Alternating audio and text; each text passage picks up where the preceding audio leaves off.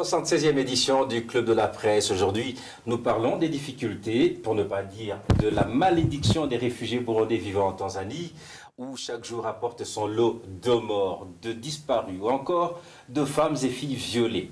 Des réfugiés qui jusque-là semblent laissés à eux-mêmes. Qu'est-ce qui explique cet état de fait? Pourquoi le HCR s'enferme-t-il dans un silence assourdissant? Tant d'autres questions que nous allons poser à nos invités. D'abord, Patrice Nadohoka, président du comité des réfugiés urbains au Rwanda. Bonjour. Bonjour, Franck. Bonjour. Nous sommes également avec Bonfils Nyongere, journaliste à la radio publique africaine. Bonjour. Bonjour Franck et merci de m'avoir invité au plateau. Merci pour avoir accepté notre invitation et bienvenue à tous les deux. Merci. Bonfils Nyongere, les réfugiés burundais vivant en Tanzanie constituent l'un des sujets privilégiés des radios et en exil. Pourquoi?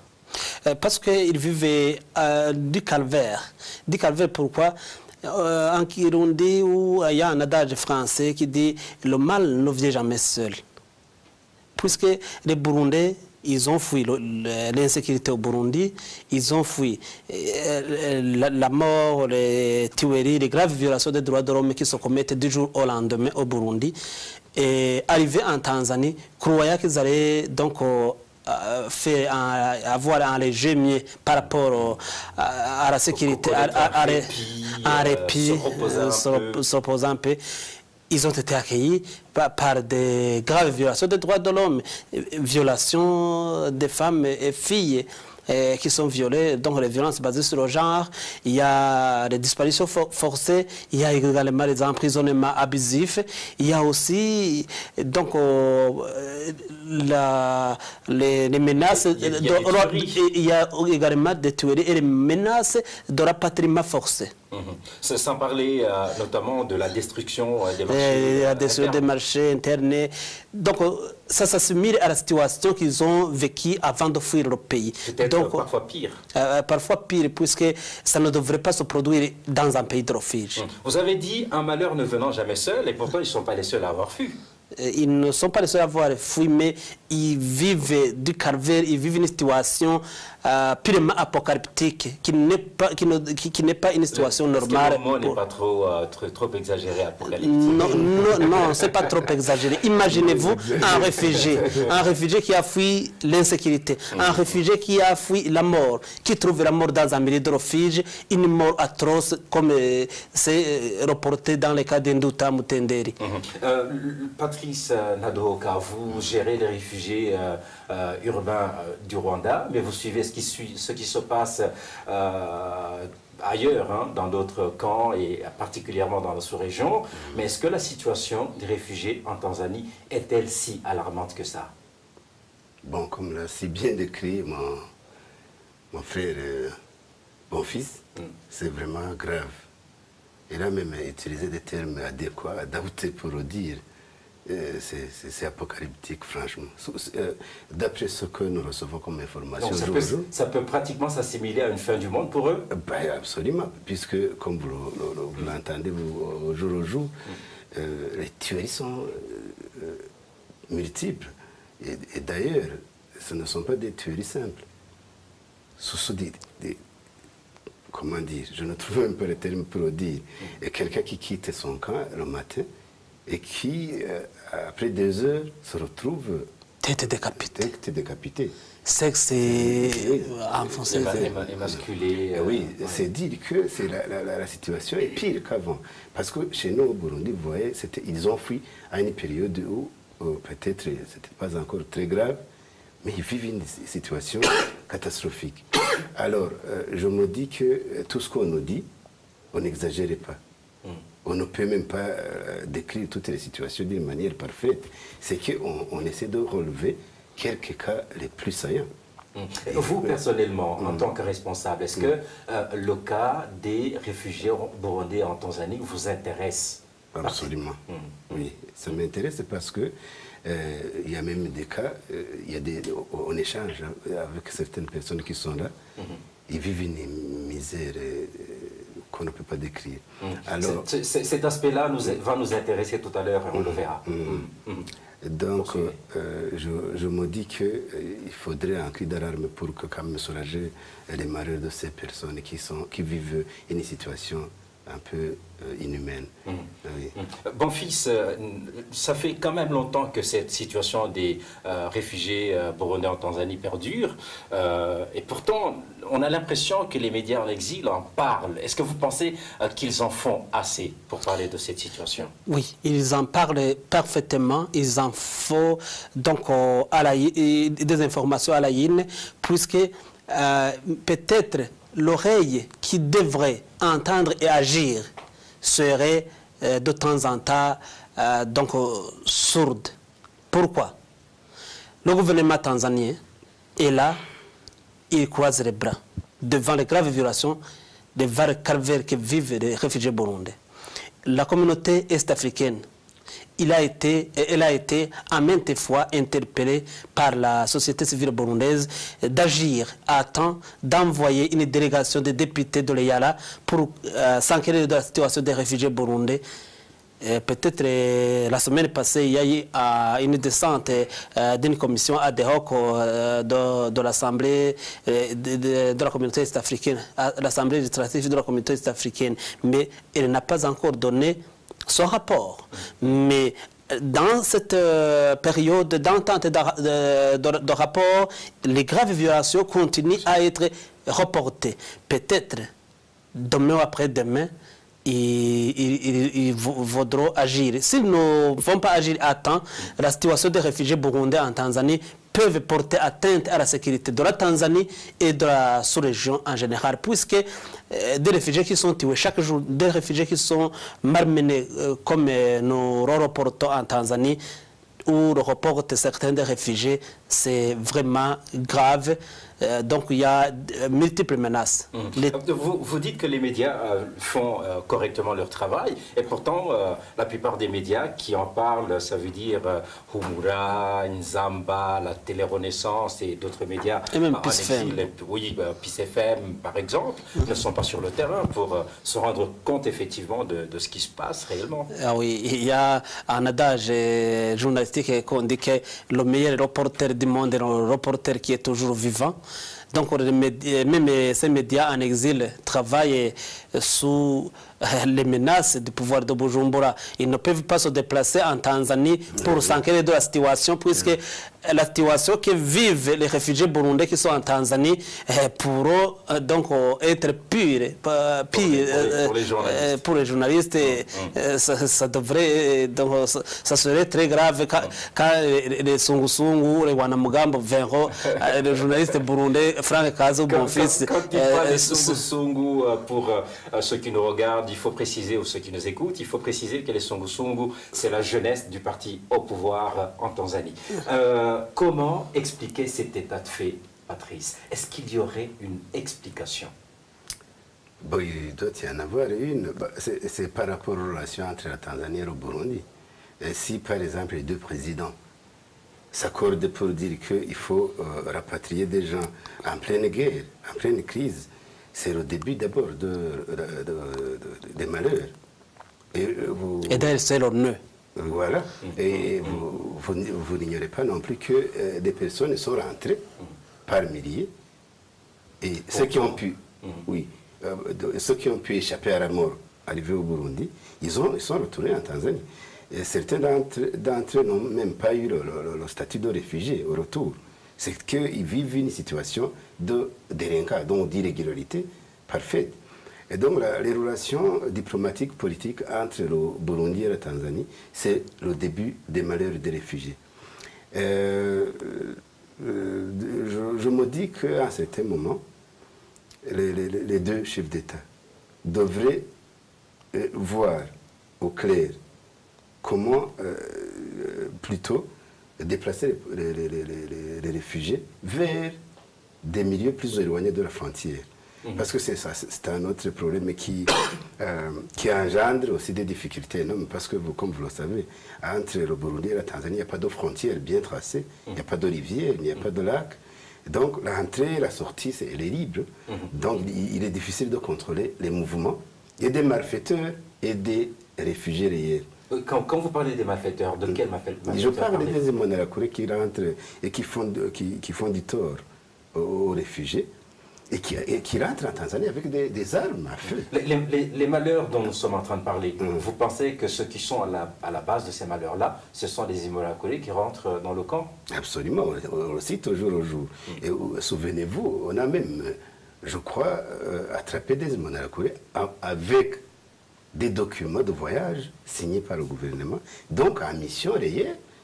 Et il y en a même qui ont un peu dérapé parce qu'ils voulaient s'enrichir, ont dévalisé des banques, vous l'avez appris, et ils ont été attrapés. Mais ils avaient déjà... Il y en a même qui ont été tués. Oui, il y en a même qui ont été tués par la police tanzanienne. C'est-à-dire qu'à un certain moment, ils se sont comportés comme au Burundi, parce qu'ils ne s'inquiétaient pas de leur sécurité en Tanzanie. Donc ça, c'est un grand problème au niveau des relations entre États. Laisser des gens rentrer dans un pays avec des armes, ça c'est vraiment l'irrégularité la plus absolue. Il y a quelque temps, mon fils, des réfugiés en Tanzanie se sont suicidés à cause de la situation qui prévaut, selon des témoignages qu'on a eus à partir des camps de Nduta notamment. Comment peut-on en arriver là? C'est le traumatisme. Les réfugiés burundais, je pourrais expliquer cela comme traumatisme des maladies mentales liées à la situation qu'ils vivent en Tanzanie. Ils sont d'abord... que des gens deviennent pratiquement fous? Non, ils ne deviennent pas pratiquement faux puisque ce serait un écart de langage. Les maladies mentales ou les malades mentales ne sont pas des fous. Pas tous, vous voulez dire? Pas tous, les malades mentales ne sont pas des fous, mais il y a des séquelles qui peuvent être engendrées par une situation de traumatisme qui se répète du jour au lendemain et qui peuvent affecter un individu et par le pousser à l'extrême. Et par la faiblesse du moins, il peut le pousser à l'extrême. Et les services habilités du HCR, même de la Tanzanie, devraient s'occuper de ce genre de situation, puisque un réfugié, quand il arrive dans un pays de refuge, il a certainement un certain degré de traumatisme. Mais pour en arriver à se suicider, est-ce que ça ne serait pas mieux de rentrer?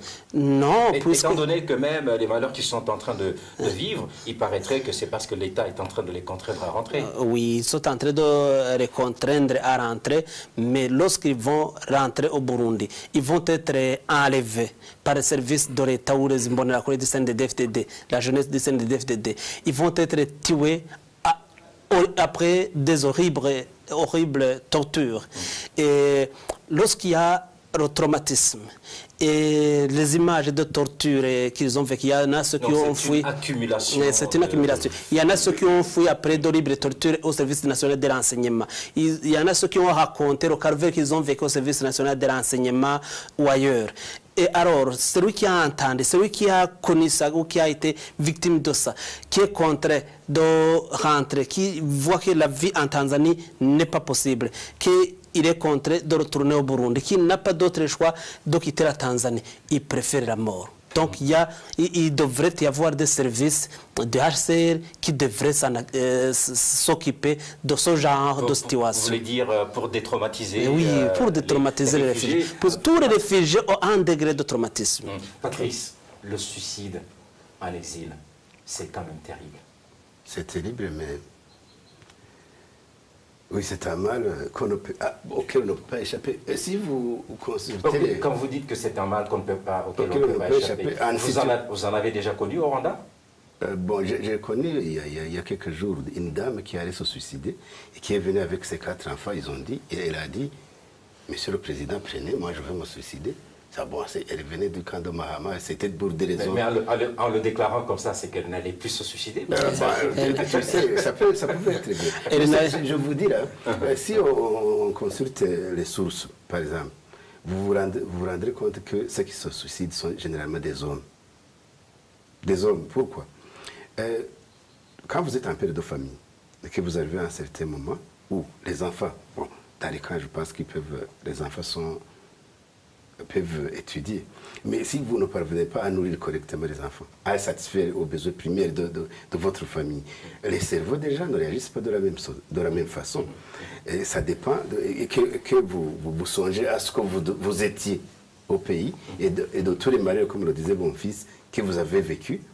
Il y en a qui ont un cerveau fragile qui disent « je préfère partir avant que mes enfants ne me contrarient ». Entre guillemets, parce qu'à un certain moment, quand vous n'êtes plus capable de remplir les fonctions familiales et les obligations familiales, vous n'êtes plus appelé père. Or, dans la société burundaise, notre culture ne permet pas que vous soyez dégradé devant les enfants devant la société. Alors, les âmes fragiles préfèrent donc le suicide. Et comme le disait mon fils, les malheurs ont des degrés quand même. Et il a dit, il y en a qui ont vécu des malheurs graves au Burundi et qui pensaient se réfugier quelque part pour se reposer. Et ils trouvent cette fois-ci pire qu'avant. Espérant y voir un régime. Venons-en aux droits de ces réfugiés. Quels sont les droits qui sont en train d'être bafoués pour ces réfugiés en Tanzanie? Il y a presque tous les droits, puisque il y a toute une liste de droits, évidemment, avec des droits et des devoirs des réfugiés. Et un réfugié a droit à la vie, comme tout être humain. Alors, et d'ailleurs, c'est pour cette raison qu'on fuit. Parce que si on n'avait pas à sauver la vie, pourquoi fuir son pays? On attendrait la mort paisiblement. Alors, ce droit à la vie était un droit inaliénable qui est protégé par toute société organisée, du moins un État comme la Tanzanie. C'est normal. Ils ont aussi un droit à la nourriture, donc à nourrir la famille. Bon, pas très convenablement comme quelqu'un qui est quand même aisé, mais le minimum doit être acquis. Et il y a les droits à l'éducation, droit à la santé, droit à tous les droits. Et donc tout cela est prescrit dans ce qu'on appelle la Convention de Genève. Oui. Alors là, un État dans lequel on a fui, donc auprès duquel vous avez demandé protection, a le devoir de respecter et de faire respecter tous ses droits. Et la Tanzanie visiblement ne fait rien pour respecter ces droits. C'est pour cette raison que nos frères et nos sœurs réfugiés là, vivent des malheurs au jour et c'est terrible. L'OCR semble garder le silence aujourd'hui. Pourquoi, selon vous? Bon. C'est une situation qui vient aggraver encore plus le malheur de ces réfugiés, non? Non, je pense que ce n'est pas le silence, c'est comme on dit, peut-être que le HCR serait en train d'imaginer, d'étudier des scénarios possibles pour sauver les réfugiés burundais. Oui, mais en attendant... Espérons. Espérons. Ça, c'est une hypothèse. Vous n'êtes pas dans le secret des dieux pour dire que le HCR serait en train d'analyser... Espérons. Puisqu'il y a eu la descente sur le terrain dans le numéro 2 du HCR au niveau mondial. Mais ça fait combien de temps? Ça fait combien de temps? Ça fait à peu près une année. Mais lorsque la situation telle qu'elle est reportée aujourd'hui, je pense que le HCR ne va pas croiser les bras puisqu'il y a la descente d'une commission de la communauté, des députés de la communauté est-africaine dans les cas d'Ondouta, Mutenderi et Nyarugusu. Oui, mais là, on est encore dans une hypothèse. Mais concrètement, est-ce qu'aujourd'hui, vous entendez parler le HCR par rapport à... Le HCR devrait agir, mais puisque... le malheur est causé par certains des officiers tanzaniens, il est difficile que le HCR agisse, puisque le HCR agisse en commun accord. Là, vous posez un avocat. Oui, le HCR agit en commun accord avec le gouvernement qui a accueilli les réfugiés. La question que je pose, pourquoi ce silence du HCR? Je ne peux pas dire que le HCR est sous silence. Je ne peux pas le dire, oui. Et je me dis que le HCR est en train d'étudier les voies et moyens pour protéger les réfugiés burundais de la Tanzanie. Peut-être qu'ils ne le communiquent pas. Espérons que ce soit le cas, mais en attendant, on ne voit pas beaucoup. Est-ce que vous constatez qu'il y aurait un silence de la part du HCR? De toute façon, lorsqu'on écoute des témoignages de la part des réfugiés en Tanzanie, ils se plaignent énormément de l'absence justement du HCR. Effectivement, les réfugiés pensent, et c'est normal, qu'ils sont sous protection du HCR. Mais c'est pas évident. Les réfugiés sont principalement sous protection de l'État d'accueil. Donc, l'État qui est bon. C'est-à-dire qu'entre le HCR et l'État, dans lequel le bureau de HCR est implanté, il y a des relations. Et le HCR ne peut jamais agir sans autorisation de l'État haute. Mais le HCR ne croise pas les bras. Vous savez que dernièrement, c'était le vice... il y a le numéro 2 du HCR s'est rendu. Il y a pratiquement une année. Non. Oui, c'est une année. C'est vrai. Il y a une année, oui. C'est vrai, bon. Soit. Mais quand il va là-bas, il négocie avec les gens. Et il y a aussi un représentant résident, un représentant pays du HCR, qui est là, qui travaille avec les services du ministère en charge des réfugiés dans le pays. Mais le HCR propose, l'État exécute. Et si l'État exécute les propositions du HCR, vous l'avez, on a donné l'exemple de ceux qui sont envolés vers les États-Unis, c'était ça. C'est l'État qui met l'accord. Donc c'est pour dire que même si le HCR agit, il agit diplomatiquement. Il n'y va pas brusquement ou par des étapes tout à fait palpables. Mais derrière ça, c'est l'État qui doit mettre en application tous les accords et toutes les ententes entre le HCR et le... Vous avez dit tout à l'heure que vous êtes en contact avec les réfugiés du Burundi qui vivent en Tanzanie. Comment est-ce que vous montrez votre solidarité à leur endroit? Oui, la solidarité claire est là. Nous montrons la solidarité en informant le plus de monde possible et ceux qui sont libres d'agir, notamment la société civile, les radios, en essayant de communiquer, on essaie de quand même... C'est une sorte de plaidoyer pour ces réfugiés qui sont... Comme c'est le cas aujourd'hui. Comme c'est le cas aujourd'hui. Et aussi en essayant de rapporter certains cas flagrants de tueries, de viols, et quoi encore, et de telle façon, et tous les cas atroces, on essaie de les rapporter et de les répertorier pour en faire un rapport. Tôt ou tard, ça va produire des effets, même si ça ne se produit pas immédiatement. Oui, c'est dommage, parce que celui qui vit un malheur comme ces réfugiés attend une réponse immédiate, mais on n'y peut rien. Bon fils, la radio comme la RPA pour laquelle vous travaillez ne rapporte pas seulement les cas qui se produisent en Tanzanie. On a l'impression que les réfugiés burundais qui vivent en Ouganda, par exemple, ne sont pas mieux lotis, mieux logés. Bon, peut-être que la situation en Ouganda n'est pas trop alarmante comme la situation en Tanzanie, puisque en Ouganda, ça se limite juste sur les déclarations officielles du ministre en charge des réfugiés. Mais donc, quand des réfugiés entendent de tels discours et d'une si haute autorité...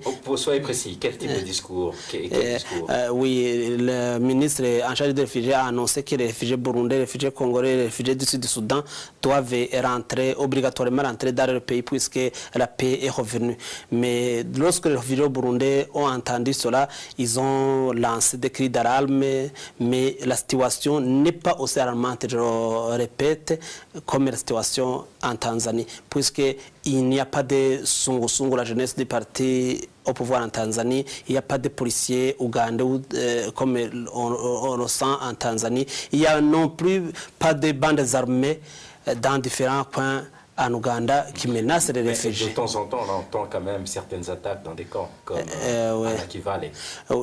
Ces attaques ne sont pas du tout, c'est des attaques à déplorer, mais ça ne sont pas comparables à la situation en Tanzanie, puisque, comme je l'aurais dit, répété, la situation en Tanzanie est c'est une situation trop alarmante que je peux comparer à une situation apocalyptique par rapport aux réfugiés qui a fui le pays dans des conditions que vous connaissez, vous aussi, de graves violations de droits de l'homme, de tueries massives, d'enlèvements et de disparitions forcées et qui est menacé aujourd'hui vers un rapatriement forcé vers les canaux qui sifflent contre lui. À l'entendre, c'est pratiquement la fin du monde, mais tout à l'heure, vous avez dit que c'était pratiquement ça aussi. Mais que faut-il faire? Vous savez, il y a quelques temps, il y a quelques années, mais je pense que tout récemment aussi, on a parlé de tripartite. Ça veut dire les réunions qui se passent entre les deux États. Ça veut dire l'État duquel sont venus les réfugiés et l'État qui a donné asile à ces réfugiés et le HCR. Est-ce qu'aujourd'hui, cette tripartite ne perd pas de son sens, étant donné la situation qui prévaut? Bon, je pense que même ces réunions abondaient dans le sens de rapatrier plutôt des gens, c'était pas dans leur bonheur. Parce que, et donc, les réunions allaient dans le sens, en fait, du souhait du gouvernement. En fait, le HCR, comme je vous le disais tantôt, travaille sur l'injonction des États.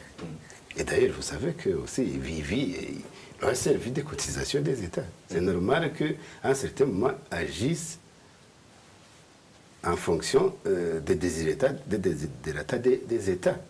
Alors, comme le disait mon fils, si je reviens un peu au cas, si vous permettez que je revienne au cas de l'Ouganda. Assez rapidement.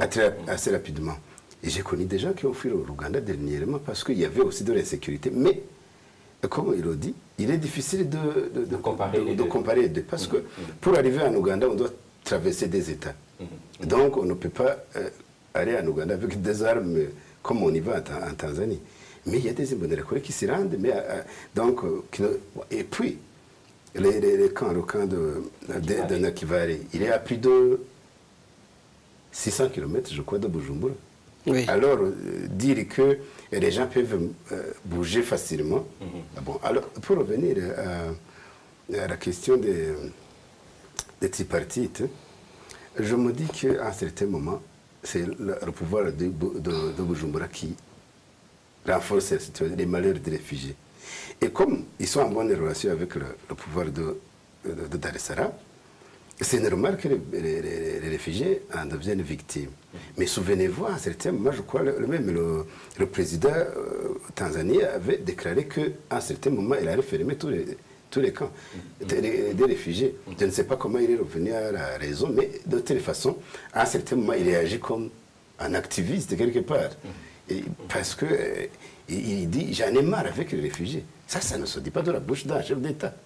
Donc, pour vous dire... C'est l'idéologie. C'est l'idéologie qui a été... C'est l'idéologie, c'est-à-dire qu'à un certain moment, cette solidarité négative entre les deux États, la Tanzanie et le Burundi, on le vit même ici. Et demander à quelqu'un qui veut se rendre en Tanzanie sur le passeport des réfugiés ici. C'est un malheur pour aller en Tanzanie. Alors que pour aller en Ouganda, on y va librement. Donc, pour vous dire que tout dépend des relations entre les États et que l'OAS n'a plus vraiment rien en dehors de quelques déclarations diplomatiques. C'est difficile, c'est un peu difficile. On clôt malheureusement sur ces termes qui ne sont pas très positifs à l'endroit des réfugiés qui connaissent ces malheurs en Tanzanie. Et c'est donc par ici que prend fin cette 76e édition du Club de la Presse. Merci à nos invités, Bonfils Nyongere de la Radio Publique Africaine. Merci beaucoup. Merci, mais l'idéologie de la Tanzanie reste l'idéologie des réfugiés qui ont fui longtemps au Burundi et qui ont vécu en Tanzanie, qui sont aujourd'hui au pouvoir, et le pouvoir de la Tanzanie ne comprend pas pourquoi il y a encore d'autres réfugiés qui fuient vers la Tanzanie. Ils aimeraient que ce pouvoir reste. Est-ce que le pouvoir ne comprend pas ou il fait semblant de ne pas comprendre en raison des relations dont il a parlé? Oui, et il fait semblant de ne pas comprendre pourquoi il y a des réfugiés qui fuient le pouvoir qu'ils ont mis en place. On ne va pas remettre en question ou reprendre encore une fois l'émission. Je vous remercie Oui, j'ai profité de l'occasion pour ne pas passer sous silence dans cette anecdote. Merci beaucoup. Merci également à Patrice Nidoroka, président du comité des réfugiés urbains ici au Rwanda. Merci C'est moi beaucoup. qui vous remercie, Franck. Merci beaucoup. Merci. Merci également à toute l'équipe technique, à toutes, à tous. Rendez-vous la semaine prochaine pour un nouveau numéro du Club de la Presse.